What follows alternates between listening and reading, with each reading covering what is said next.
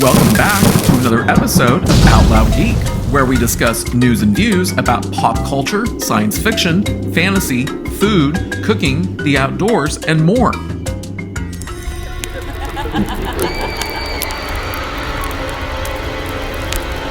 As many of you probably already know, Disney and LucasFilm released the first full trailer for the upcoming Star Wars series The Acolyte, as created and produced by Harvey Weinstein's former personal assistant, Leslye Headland. But before proceeding, I'd like to ask everyone to please like this video, please share the video on social media, please subscribe to support this channel, and please press the bell to receive notifications. Thanks!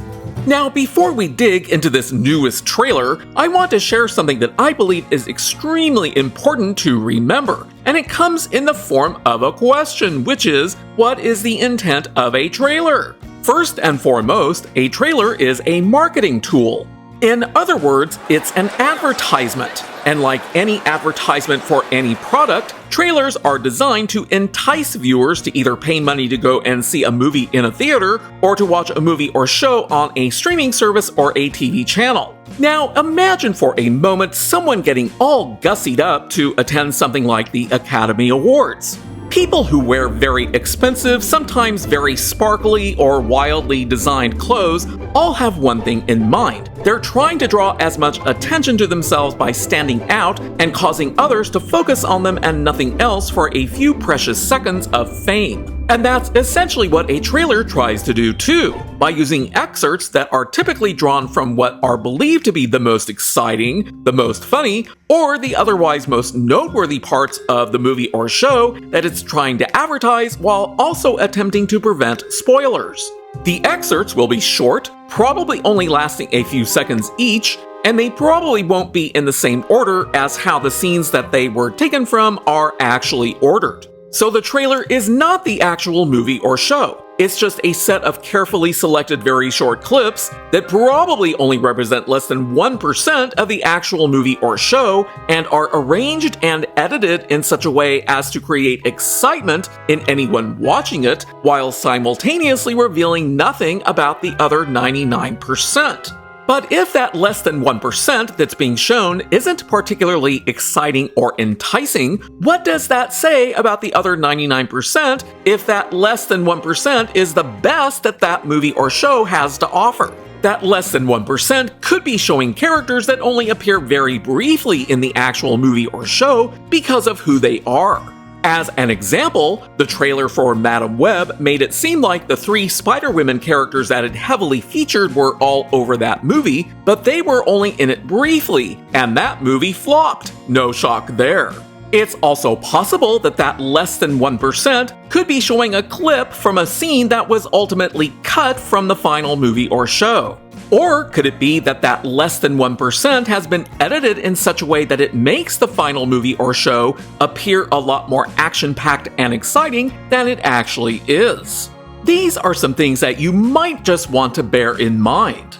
Back on March 20th, I released a video in which I provided a review for the first teaser that was released for The Acolyte, and the video also included a discussion about George Lucas's public endorsement of Bob Iger during the recent proxy fight with Nelson Peltz, because both events occurred on the same day. And do you know how long the March teaser was? It's 1 minute and 45 seconds long. And do you know how long the trailer is that was released on May 4th? It's 1 minute and 50 seconds long. So that's only 5 seconds longer than the teaser, which didn't really have all that much that was interesting going on. The teaser mostly looked like generic sci-fi, the scenes appeared slow, and the brief fight scene clips were very reminiscent of the highly stylized and choreographed fights that were shown in the 2000 Chinese martial arts movie Crouching Tiger, Hidden Dragon, minus the fantastical gravity-defying movements. And that assessment was confirmed not long thereafter in an article that appeared in Empire Online that included an interview with Harvey Weinstein's former personal assistant, Leslye Headland, who is the show's creator as handpicked by Lucasfilm president Kathleen Kennedy. That article described the fighting style in The Acolyte as Force Fu to conflate the mystical force in Star Wars with the martial art known as Kung Fu, as depicted by actress Carrie-Anne Moss in the Matrix movies. In fact, Headland specifically wanted Carrie-Anne Moss to be in The Acolyte to have her essentially recreate the role of Trinity from the Matrix movies, which I had talked about in a video that I had released on April 6th. The only clip in that March teaser that I actually liked was towards the end, when the red lightsaber comes spinning through a forest of trees as it cuts through their trunks.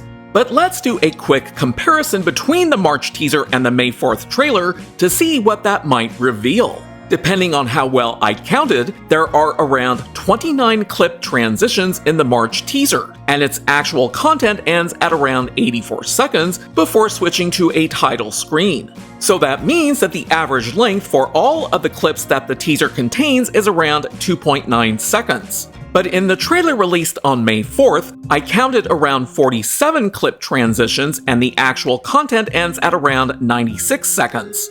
So that's only 12 seconds or 14.3% more than the content length in the teaser, which isn't really all that much more when you think about it.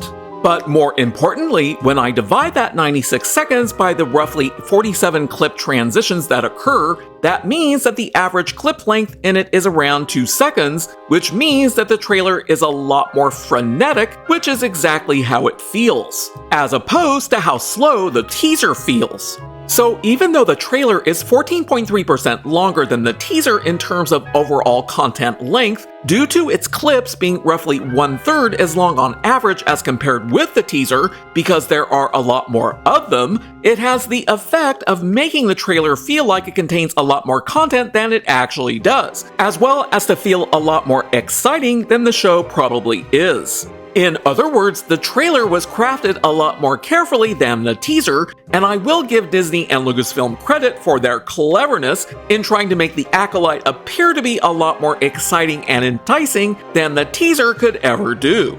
And there's one more big difference between the two that impacts how they are perceived. When the March teaser begins, there's a lengthy and somewhat draggy set of clips showing a flashback of Jedi Master Soul, as played by Jung-jae, telling a class of younglings in a lengthy drawn-out sentence that they can't trust their eyes, but with their eyes closed, he asks them what do they see within their minds. Then 3 of the younglings slowly respond in the flashback, interspersed with clips of Amandla Stenberg's character May walking and then entering into a restaurant where she encounters Carrie-Anne Moss's character Jedi Master Indara seated at a table before fading to black. And that entire sequence of clips lasts for 34 seconds, or 40.5% of the teaser's 84 seconds worth of content. And how did viewers react to the teaser? As of the time that I am recording this video, the March teaser currently has 193,000 likes and 698,000 dislikes for a ratio of 3.6 to 1 against it. But what happens at the beginning of the May 4th trailer? Within its first 6 seconds, there are only 2 clips, one of a sunrise or sunset, and the next of what appears to be May's feet as she's walking away and using the Force to pick up a dagger that's lodged in the floor. And a lightsaber sits on the same floor in the foreground as a female character named Tassi Loa says in the background, "Last night a Jedi was murdered." You don't hear something similar to that in the March teaser until you're 50 seconds into it, and by then it's already boring. So yes, the May 4th trailer was clearly edited in such a way as to make The Acolyte seem way more exciting than it probably actually is. And using the analogy that I used earlier in the video, the trailer tries much harder to gussy up The Acolyte than the teaser managed to do. Now, in the darkened room where we hear the first line in the trailer, it appears to be the same room from the teaser where May is fighting Indara, and with the lightsaber on the floor as May is walking away, it tends to suggest that something potentially bad happens to Indara in that scene. But since there's no way to know at what point in the series that scene occurs, if Carrie-Anne Moss's character Indara dies in that scene, we at least know it's not her only scene because she appears in clips from an entirely different scene that's in a completely different location. The next scene goes back to the Jedi Temple on Coruscant, where we see Saul, and while we hear the voice of another character, Kamir, as played by Manny Jacinto, saying in the background, quote, "The Jedi justify their galactic dominance in the name of peace," unquote. In the teaser, Kamir is only seen briefly while peeking around a corner of a building, but in the trailer he has a spoken line, which is heard across multiple brief clips. First is what appears to be a flashback scene of 5 mostly female, very DEI Padawans training with fake lightsabers using highly choreographed movements that do actually look good. The one in the forefront appears to be a younger version of the bluish-skinned alien Jedi that also appears in the March teaser. Then there's a momentary obligatory clip of a spaceship traveling through hyperspace, which transitions to a clip of Saul walking through what appears to be holding cells containing an assortment of prisoners, before a third clip is shown of May listening to Kamir. It quickly jumps to an altogether different clip of what appears to be a female alien of some type climbing up a very steep stone wall, with a line being spoken in the background by an unknown male character saying, quote, "But that peace is a lie," unquote, as the trailer transitions to the now familiar fight scene of May and Indara again. After several quick transitions, it finally lands on one with Saul and the male Jedi character Yord Thandar, as played by Charlie Bennett, who said one line in the teaser, and in this trailer he says, quote, "Jedi are being hunted," unquote. Then there's a rehash from the teaser of May attacking what is presumably an old meditating Jedi in a darkened room, before switching to a forest scene showing a dead Jedi in the background and a part of a broken lightsaber jutting up from the forest floor in the foreground. Then we get the female-centric planet that's led by Jodie Turner-Smith's character named Mother Anasia. Yes, yes. In what is clearly a flashback showing Saul handing the child version of May a lightsaber in front of them and saying 3 lines in the background. "She was my student. I trained her. Let me be the one to bring her in." As there's another quick clip transition to a rehash of the fight clip between Amandla Stenberg's May and Saul, which is followed by another obligatory spaceship in space clip. Then we see another Saul clip with some other Jedi, and with the voice in the background of the green-skinned Jedi Master Vernestra Rose saying, quote, "I sense that this is only a small part of a larger plan," unquote, before switching to a very brief clip of her as played by actress Rebecca Henderson, who, wait for it, was in the 2019 series Russian Doll, which was created, co-produced, co-written, and co-directed by Harvey Weinstein's former personal assistant, Leslye Headland, who, wait for it again, is also Rebecca Henderson's wife. Gotta keep it in the family, folks. Vernestra Rose is also the lazy green Jedi from the teaser who used the Force to open a door. Then, after more clip transitions, we see a curly-haired Jedi collapsing in front of the female-centric planet inhabitants and their leader, Mother Anasia, as played by Jodie Turner-Smith. Yes, yes.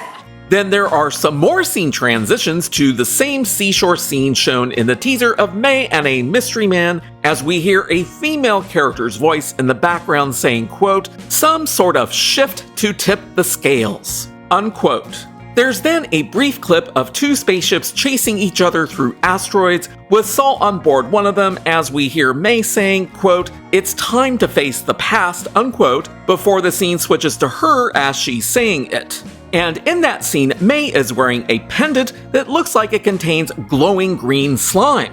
Maybe it's radioactive green slime. I don't know.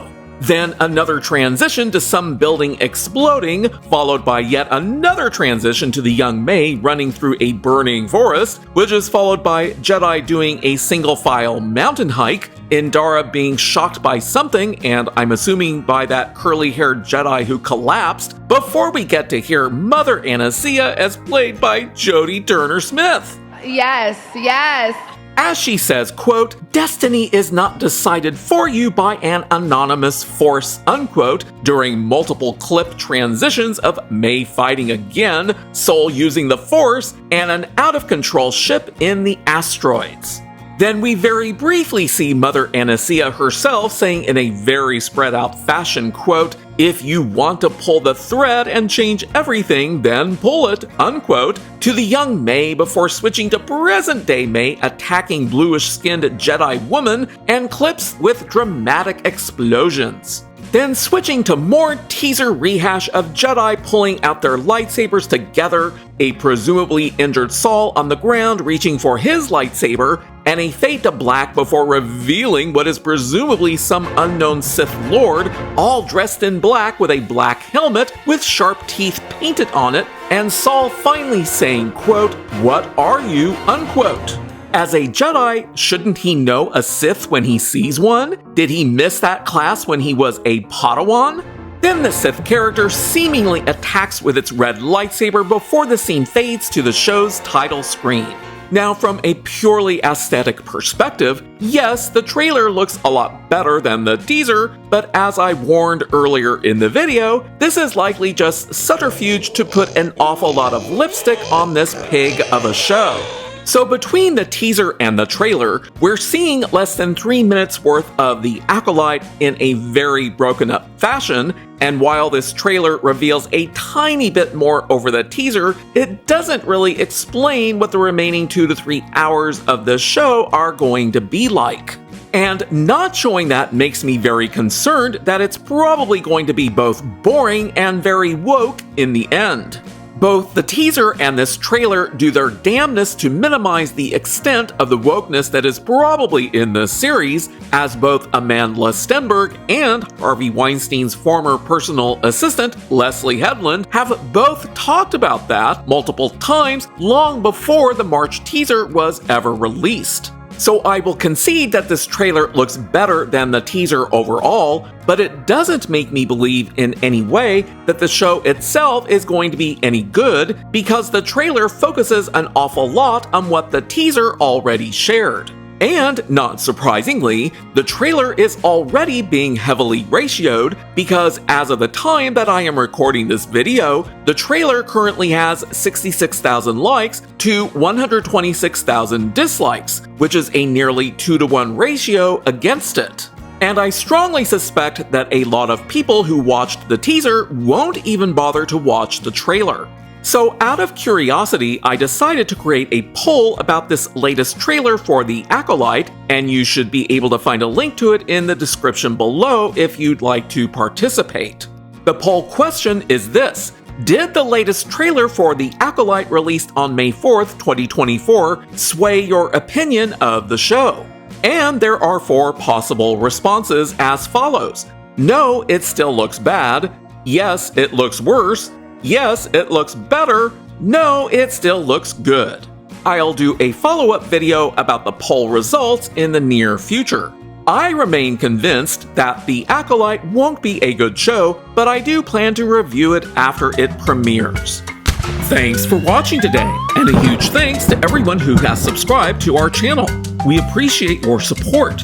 If you enjoyed this video, please press the like button, and please feel free to share a comment. If you'd like to help support this channel, please press the red subscribe button, and please press the bell to receive notifications for new content. You can also find us on Facebook, Instagram, Threads, and Twitter by clicking on the links in the description. Until next time, this is Out Loud Geek.